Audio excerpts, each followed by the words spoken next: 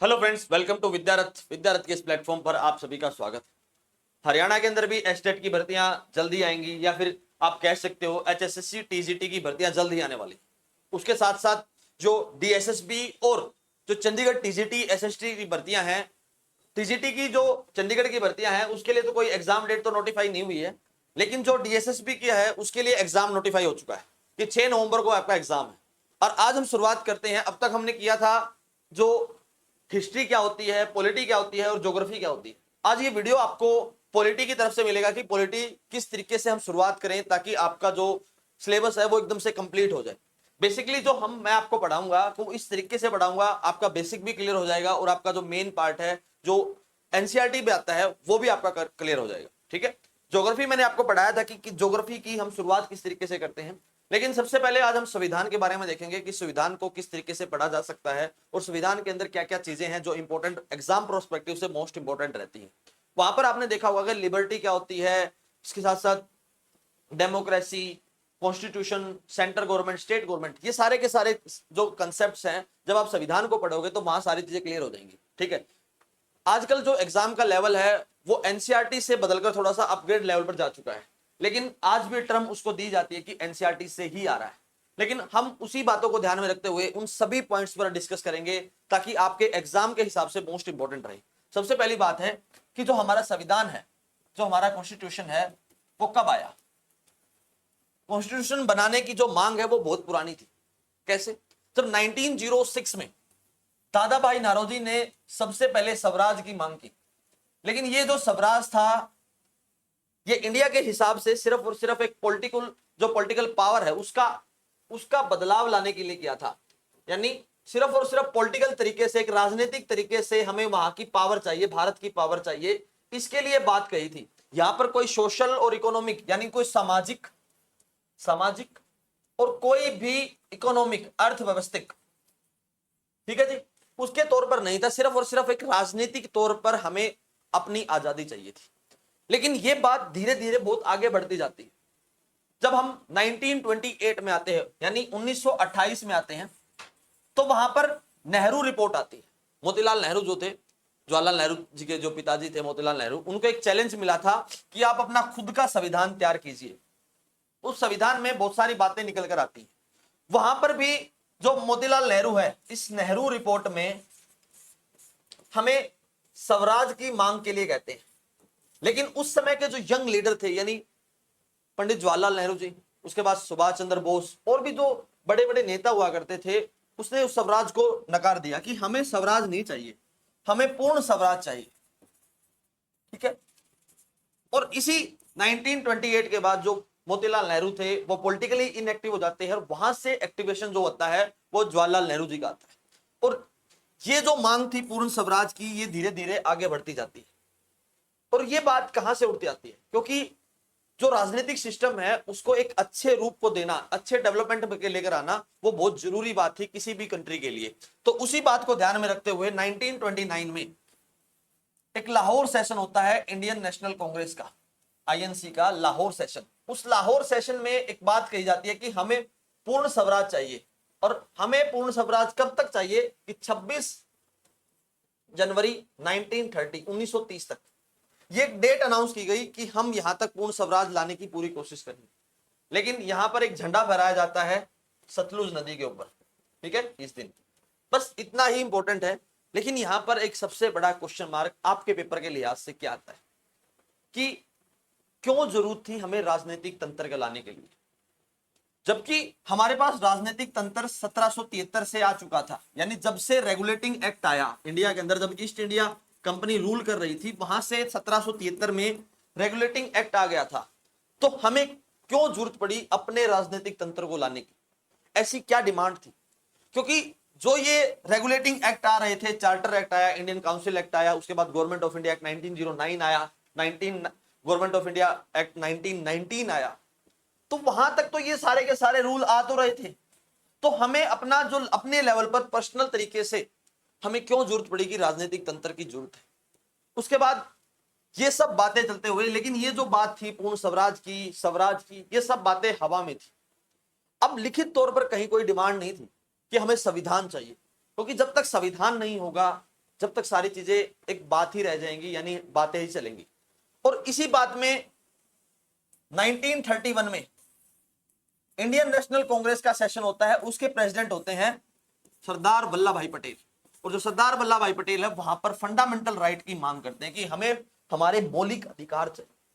अब सबसे बड़ी बात आपने देखी, हमें आजादी चाहिए, हमें मौलिक अधिकार चाहिए। उसके बाद 1934 में 1934 में एम एन रॉय आते हैं, एम एन रॉय।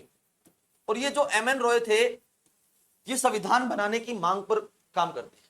अब आपने देखा कि किस तरीके से एक ट्रांजिशन फेज आ रहा है। पहले हम उन्हीं लोगों से क्या मांग रहे हैं, अपना एक राजनीतिक पावर मांग रहे हैं कि हमें भी राजनीति के अंदर अपनी पहचान बनानी चाहिए और हम भी उसके अंदर पार्टिसिपेट करें। लेकिन बाद में कहते हैं कि हमें राजनीतिक नहीं, हमें सामाजिक और अर्थव्यवस्था तौर पर हमें पूर्ण स्वराज चाहिए, हमें आजादी चाहिए। लेकिन उसके साथ साथ हम कहते हैं कि हमारे 1931 में हमें मौलिक अधिकार भी चाहिए। अब देखिए कि किस तरीके से एक ट्रांजिशन फेज आ रहा है। जब तक आप शुरुआत में इन चीजों को नहीं समझोगे तब तक आपको परेशानियां होंगी, मैं पहले से बता रहा हूं, ठीक है। उसके बाद बात करते हैं, जब 1934 में एम एन रॉय ने संविधान बनाने की मांग की कि हमारा संविधान खुद का होना चाहिए। इस बात को किसी ने नहीं माना, लेकिन इस बात को तब माना जाता है 1935 में, जब इंडियन नेशनल कांग्रेस भी कहती है कि हमें अपना खुद का संविधान चाहिए। लेकिन एक बात मुझे बताइए कि संविधान क्यों चाहिए, हमें अपना संविधान क्यों चाहिए? हम किसी दूसरे कंट्री का संविधान भी तो यूज कर सकते हैं। नहीं, ऐसा नहीं हो सकता। अब एक बात बताइए कि ये आपका घर है, आपके घर में सरकार की चलेगी या आपकी चलेगी? बताइए भाई। अगर एक ओवरऑल तरीके से देखा जाए तो सरकार की चलती है, लेकिन अगर हम अपने पर्सनल लेवल पर देखें तो हम अपने रूल अपने हिसाब से बनाएंगे कि यहां पर टॉयलेट होगा, यहां पर किचन होगा, यहां पर बेडरूम है, ये गेस्ट रूम है, सारी चीजें हम अपने हिसाब से बनाएंगे। तो इसी प्रकार संविधान भी हमारा होना चाहिए। जब तक संविधान हमारा नहीं होगा तो हम अपने घर को कैसे चलाएंगे? तो इसी बात को ध्यान में रखते हुए 1935 में इंडियन नेशनल कांग्रेस ने उस मांग को मान लिया जो एम एन रॉय ने उठाई थी सबसे पहले। उसके बाद ब्रिटिश सरकार के सामने एक बात रखी जाती है कि हमें अपना संविधान चाहिए। इसके बाद लगातार आईएनसी के सेशन होते हैं, लेकिन उस पर कहीं ज्यादा ध्यान नहीं दिया जाता। लेकिन 1939 में 1939 में दूसरा वर्ल्ड वॉर शुरू होता है। और यहां से एक बात निकल कर आती है, अगर भारत के लोग ब्रिटिश का मतलब ईस्ट इंडिया कंपनी का, इंग्लैंड वाले लोगों का अगर साथ दे दे, अगर वो साथ दे दे तो हमें आजादी मिल जाएगी अगर हम दूसरे वर्ल्ड वॉर के अंदर इनका साथ दें। लेकिन यहां तक जो लोग थे, यहां के जो इंडियन नेशनल कांग्रेस थी, उन सब की अप्रोच बदल चुकी थी, उन सब का नजरिया बदल चुका था। और वो जो नजरिया था वो इस तरीके से था कि भाई हम पार्टिसिपेट क्यों करें, लड़ाई उनकी, हम पंगा मोल क्यों लें। इस बात को ध्यान में रखते हुए वहां पार्टिसिपेशन पर लड़ाई हो जाती है। कोई किसी प्रकार की जो अप्रोच है, यानी जो मानसिकता है, वो किसी प्रकार की दोनों तरीके के काम नहीं कर सकती। मतलब ये कि एक पर्टिकुलर बंदे की जो मानसिकता है वो किस प्रकार की है और दूसरे की किस प्रकार की है, वो दोनों मिलकर काम करेंगे या नहीं करेंगे, वो डिपेंड करता है टॉपिक पर। तो यहां पर ऐसी ही लड़ाई चलती रही। यहां पर बहुत सारे चेंजेस भी आए। जब 1939 में एक फॉरवर्ड ब्लॉक बनाया जाता है। ये फॉरवर्ड ब्लॉक बनाने वाले कौन थे? ये फॉरवर्ड ब्लॉक बनाने वाले एससी बोस यानी सुभाष चंद्र बोस थे, जो वेस्ट बंगाल से बिलोंग करते थे। ये बिल्कुल उस अप्रोच से अलग थे। ये चाहते थे कि हम डायरेक्ट अटैक करें और इस पर ईस्ट इंडिया कंपनी पर अगर हम अटैक करते हैं तो हम अपने अंदर जो पावर है वो ले सकते हैं। लेकिन इनमें से कुछ लोग चाहते थे कि हम अटैक नहीं करेंगे, हम तो सिर्फ चलाएंगे अपनी गवर्नमेंट को, हम जो पावर का ट्रांसफॉर्मेशन है उनसे पावर लेंगे, उनसे चाबी लेंगे। ये चाहते थे कि उनको मारो भगाओ और अपना रूल करो। और ये जो फॉरवर्ड ब्लॉक है ये उसी प्रकार की सिचुएशन है जब 1907 में सूरत स्प्लिट हुआ था। अब ये सूरत स्प्लिट क्या चीज है भाई? देखो, जब तक आपको पॉलिटी और जो हिस्ट्री का कॉम्बिनेशन है वो नहीं समझ में आएगा तब तक आपको चीजें समझ में नहीं आएंगी। मैं पहले ही बता रहा हूं, ये बहुत बेसिक लेवल है और इस बेसिक लेवल को समझना आपके लिए बहुत जरूरी बात है। अगर मैं डायरेक्ट आपको डेमोक्रेसी बताऊं, गवर्नमेंट बताऊं, वो आपको समझ में नहीं आएगा। हमें सबसे पहले यही समझना पड़ेगा कि संविधान की जरूरत क्यों पड़ी, क्यों संविधान लाकर आना चाहिए था। इस पूरे कंसेप्ट में अभी तक संविधान की बात आई है, लेकिन क्यों जरूरत पड़ी ये अब तक नहीं पता चला। अब बात करते हैं जो नेक्स्ट है, 1907 में सूरत स्प्लिट होता है। अब ये सूरत स्प्लिट क्या चीज है, एक पर्टिकुलर पूरी की पूरी बॉडी चल रही है, यानी इस पूरी की पूरी बस चल रही है। अब बस में मान लीजिए 40 आदमी बैठे हैं, 40 लोग बैठे हैं, 20 लोगों का कहना है कि इस बस को यहीं पर रोक देना चाहिए, और 20 लोगों का कहना है नहीं, अभी तो समय सफर जो है शुरू नहीं हुआ है, हमें अभी और 20-30 किलोमीटर और ट्रेवल करना चाहिए। यानी ये जो 20 लोग हैं वहां पर अभी रोककर ब्रेकफास्ट या लंच डिनर करना चाहते हैं, लेकिन ये जो अगले दूसरे 20 लोग हैं ये 20 किलोमीटर के बाद लंच और डिनर करना चाहते हैं। यानी दो अप्रोच अलग अलग हैं, और इसी अप्रोच में एक था मॉडरेट और एक थे एक्सट्रीमिस्ट। यानी ये जो मॉडरेट थे सरकार के साथ मिलकर काम करना चाहते थे, लेकिन ये सरकार से अलग होकर काम करना चाहते थे, इनकी अप्रोच थी, और इसी अप्रोच के बदले ये दोनों अलग हो जाते हैं। और ऐसी ही स्थिति 1939 में फॉरवर्ड ब्लॉक के द्वारा बनती है। लेकिन यहां पर यह साबित हो जाता है कि जो इंडियन नेशनल कांग्रेस था वो सिर्फ और सिर्फ मॉडरेट के साथ रहा, यानी एक्सट्रीमिस्ट इससे बाहर निकल गए। लेकिन जब 1939 में फॉरवर्ड ब्लॉक बनाया जाता है, फॉरवर्ड ब्लॉक, तो उस फॉरवर्ड ब्लॉक में अलग नहीं होते, जो सुभाष चंद्र बोस थे वो अलग नहीं होते, वो विद इन द गवर्नमेंट बनाते हैं। यानी मानकर चलिए ये इंडियन नेशनल कांग्रेस है तो ये फॉरवर्ड ब्लॉक है, ठीक है जी, इस तरीके से थे, यानी ये इसी के अंडर रहकर काम करना चाहते थे। ये उस प्रकार की जो सिचुएशन है दोबारा पैदा नहीं करना चाहते थे। अब अगली बारी आती है 1940 में, अगस्त ऑफर लाया जाता है। भाई आप लोगों को मैं बता देता हूं, अगस्त का नाम मॉडर्न हिस्ट्री के अंदर बहुत बारी सुनोगे आप। सबसे पहले अगस्त डिक्लेरेशन आता है, अगस्त डिक्लेरेशन, ठीक है जी, 1917 में आता है, ठीक है, कोई दिवाली डिक्लेरेशन के नाम से भी जाना जाता है। उसके बाद अगस्त ऑफर आता है, और 1942 में अगस्त क्रांति आती है, अगस्त क्रांति। ये जो क्रांति है ये वो वाली क्रांति है जहां पर क्विट इंडिया मूवमेंट आता है, यानी करो और जो मरो का जो नारा गांधी जी ने दिया था वहां पर लाया जाता है। ये जो अगस्त ऑफर है ये तो था ये जो अगस्त डिक्लेरेशन था ये था लोकल सेल्फ गवर्नमेंट को लाने के लिए, भारत में लोकल सेल्फ जो गवर्नमेंट है उसको बढ़ावा देने के लिए लाया गया था। लेकिन ये जो अगस्त ऑफर था ये इसलिए लाया गया था कि जो संविधान की मांग चल रही थी 1935 में वो लगातार उठती जा रही थी, लगातार उस पर पीक जा रहा था, ठीक है। 1935 में जो मांग थी उसको दबाने के लिए उन्होंने कहा अभी तो वर्ल्ड वार सेकंड चल रहा है, ठीक है, वर्ल्ड वार के बाद देखेंगे कि बनानी चाहिए ना नहीं बनानी चाहिए। यानी पर्टिकुलर ईस्ट इंडिया कंपनी जो थी उसने उस मांग को मान लिया कि हाँ आपकी बनवा देंगे, लेकिन नहीं कब बनवाएंगे ये कोई अता पता नहीं है। तो इस बात को नकार दिया जाता है, जो भारत के लोग थे यानी ईस्ट इंडिया कंपनी या मुस्लिम लीग के जो लोग थे इस बात को नकार देते हैं। वो कहते हैं कि भाई आपने तो कोई टाइम पीरियड ही नहीं दिया, आपने सिर्फ ये कहा है कि आप बनवा देंगे लेकिन कब बनवाएंगे ऐसा कोई मामला नहीं। और जब 1942 में क्रिप्स मिशन आता है, क्रिप्स मिशन, और इस क्रिप्स मिशन में यह कहा जाता है कि आपका संविधान जो आपकी संविधान की सभा है, कॉन्स्टिट्यूशनल असेंबली है, संवैधानिक जो सभा है वो आपकी बनवा देंगे, जो आपके लिए संविधान बनाएगी, लेकिन बनवाएंगे जब दूसरा वर्ल्ड वार खत्म हो जाएगा। लेकिन एक बात बताइए 1914 में पहला वर्ल्ड वार आया और 19 में खत्म हुआ, यानी लगभग 5 से 6 साल चला। अब वही स्थिति यहां पर आ चुकी थी क्योंकि 1939 से दूसरा वर्ल्ड वार शुरू हो चुका था और 45 में खत्म होना। अब आप 42 में ये बोलते हो कि भाई संविधान जो है आपका, संविधान जो सभा है वो आपकी बना देंगे, लेकिन बनवाएंगे कब कोई अता पता नहीं है। लेकिन जब बनवाएंगे जब वर्ल्ड वार सेकंड जो है खत्म हो जाएगा, क्योंकि 1942 में हमें यह नहीं पता था कि जो संविधान है वो कब बनवाएंगे, जो वर्ल्ड वार सेकंड है वो कब खत्म होगा, ठीक है जी।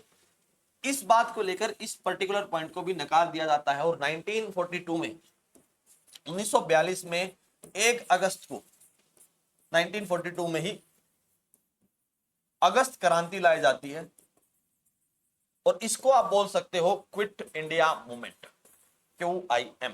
और जो ये क्विट इंडिया मूवमेंट है, यहां पर मैं बात करूं तो इस क्विट इंडिया मूवमेंट में एक बात निकल कर आती है, सामने से एक बात निकल कर आती है कि अब हमें अपनी आजादी चाहिए।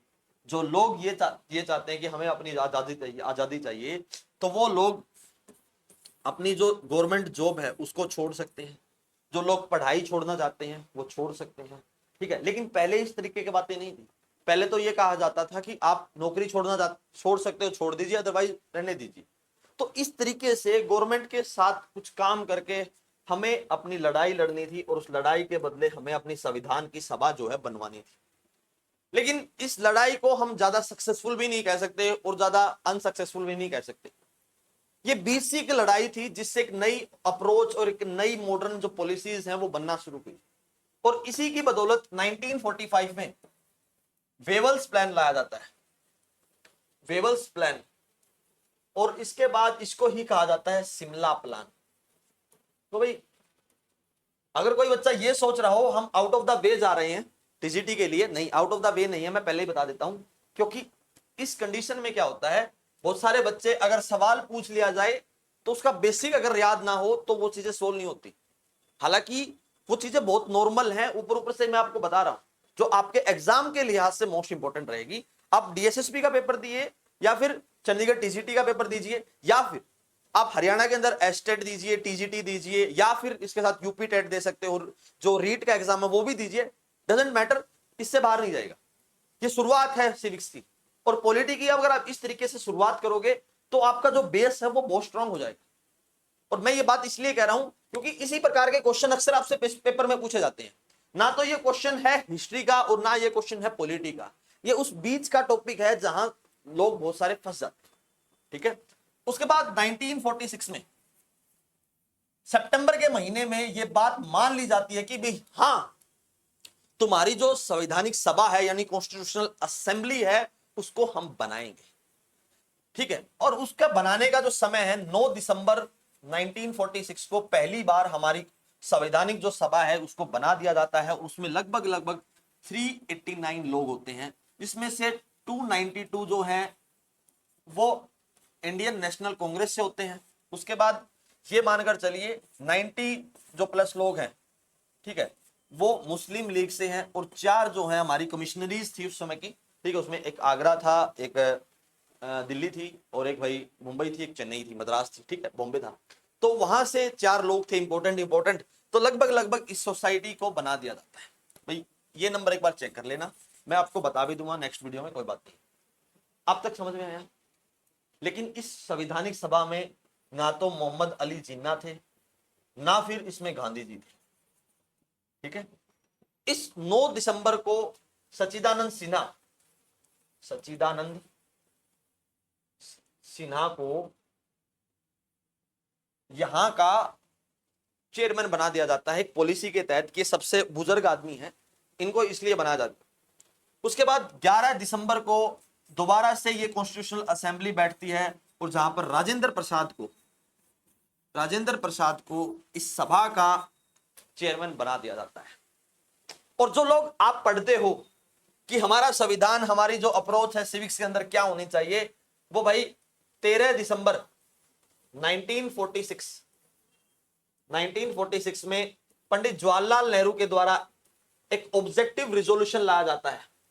और ये जो ऑब्जेक्टिव रिजोल्यूशन है, इस ऑब्जेक्टिव रिजोल्यूशन में हमारी जो अप्रोच है, हम किस तरीके से काम करेंगे, हम रिपब्लिक होने चाहिए, हम डेमोक्रेटिक होने चाहिए, लिबर्टी होनी चाहिए, फ्रेटर्निटी होनी चाहिए, सेकुलर होना चाहिए या फिर सोशलिस्ट अप्रोच होनी चाहिए, ये सारी की सारी जो अप्रोच है इस ऑब्जेक्टिव रिजोल्यूशन में लाई जाती है, जिसको आज हम जानते हैं प्रियम्बल। ये वही प्रियम्बल है जो 22 जनवरी 1947 को मान लिया जाता है कि हमारा संविधान ऐसा होगा। और इसके बाद जो है बात बनती है किसकी, ऑब्जेक्टिव रिजोल्यूशन के बाद जो एक पर्टिकुलर कमेटी बनाई जाती है जो संविधान बनाने के लिए काम करेगी। उसके जो चेयरमैन थे वो थे डॉक्टर भीमराव अंबेडकर। ठीक है जी, अंबेडकर। और डॉक्टर भीमराव अंबेडकर के द्वारा संविधान सभा एक बनाई जाती है, संवैधानिक कमेटी जिसको आप बोल सकते हो। उनको समय लगता है 2 साल 11 महीने और 18 दिन में हमारा संविधान बनाकर वो तैयार कर देते हैं, जिसके ऊपर मोहर लगती है 26 नवंबर 1949। इस दिन हमारा संविधान जो है बनकर तैयार हो जाता है, लेकिन वो पूरी तरीके से यानी पूर्णतः लागू नहीं किया जाता। और इसके बाद 26 जनवरी 1950 को हमारा संविधान जो है वो भाई पूर्णतः लागू हो जाता है, हम रिपब्लिक हो जाते हैं, हमें आजादी मिल जाती है। अब हमारे पास जो ऊपर का जो सुप्रीम हेड है वो हमारा है, अपना है, ठीक है। लेकिन अब मैंने आपको एक चीज बताई यहां पर कि 1947 में हमें आजादी मिल गई थी, तो मैंने आपको कहा कि 1950 में जब हमारे देश के पास संविधान आ गया, तो उस बीच हमारा हेड कौन था? उस समय हमें मिला था डोमिनियन स्टेटस। डोमिनियन स्टेटस, ये वो वाली बात है। आप लोग रूल कीजिए, मैं 2.5-3 साल चेक करूंगा कि जो आपने संविधान आप बनाओगे वो सही है या नहीं। और जब 1950 में हमारा संविधान लागू हो जाता है, तो वहां से इस डोमिनियन स्टेटस को हटाकर अब जो है भारत रिपब्लिक ऑफ इंडिया हो चुका है। यानी हम अपना जो फर्स्ट सिटीजन है, अपना जो प्रेसिडेंट है, उसको अपने हिसाब से नियुक्त करेंगे, अपने संविधान के अनुसार उसको नियुक्त किया जाएगा। उसके संविधान के अनुसार उसका टाइम पीरियड रखा जाएगा कि इतने समय तक वो राज करेगा, इतने समय तक वो इस गद्दी पर बैठेगा। ये होता है रिपब्लिक का मतलब। लेकिन अगर मैं आपसे पूछूं, रिपब्लिक तो इंग्लैंड वाले भी हैं, नहीं, वो रिपब्लिक नहीं है, वो मोनार्की सोसाइटी, मोनार्की मतलब एक राजा है, एक परिवार है, राजा जिसको आप बोल सकते हो, उसी का लड़का या उसी की लड़की पर्टिकुलर राजा और रानी रहेंगे, यानी वो हेड ऑफ होंगे। भले ही उनकी नहीं चलती हो, लेकिन उनको एज ए सम्मान के तौर पर, रिस्पेक्ट के तौर पर उसको हेड रखा गया है, आज भी रखा जाता है। तो हमारे यहां ऐसा नहीं है। अब आपने देखा होगा कि जो प्रेसिडेंट है वो बदलते रहते हैं हमारे, ठीक है जी। पहले कोई और था, अब कोई और है, मानते हो इस बात को? रामनाथ कोविंद थे, जैसे रामनाथ कोविंद जी थे पहले, ठीक है। अब द्रौपदी मुर्मू जी हैं। क्या चीज है ये वही चीज है कि हमने अपना हेड ऑफ द गवर्नमेंट जो है, हेड ऑफ द स्टेट जो है वो बदल लिया है। क्यों? क्योंकि संविधान के अनुसार इन सब का जो समय है वो 5 ईयर, 5 साल के बाद हमें इसको बदलना ही होगा। ये तरीका चलता आ रहा था और इसी तरीके से आगे जो है संविधान बनता है। संविधान में हम क्या क्या पढ़ेंगे, जिसके अंदर हम डेमोक्रेसी पढ़ेंगे, सेकुलर पढ़ेंगे, सोशलिस्ट पढ़ेंगे, डेमोक्रेटिक पढ़ेंगे, उसके साथ साथ रिपब्लिक क्या होता है, फेटर्निटी क्या होता है, लिबर्टी क्या होता है, लिबर्टी कितने प्रकार की है, इस सारे के सारे जो एंगल है मैं आपके लिए जल्द ही लेकर आऊंगा। हमारे साथ जुड़े रहिए, हम आपको वो कंप्लीट जानकारी जो है, बेसिकली जो टीजीटी का पेपर है, अगर आप किसी भी स्टेट के अंदर टीजीटी का पेपर देते हो तो आपको पॉलिटी के अंदर ये देखने की जरूरत नहीं पड़ेगी कि क्या चल रहा है, वो मोर देन सफिशिएंट है। इससे बाहर आपको पढ़ने की जरूरत नहीं है। एक क्वेश्चन भी आपसे यहां से बाहर आ जाए तो उसके हम जिम्मेदार हैं। That's all for today. Thank you very much and please subscribe to विद्यारथ।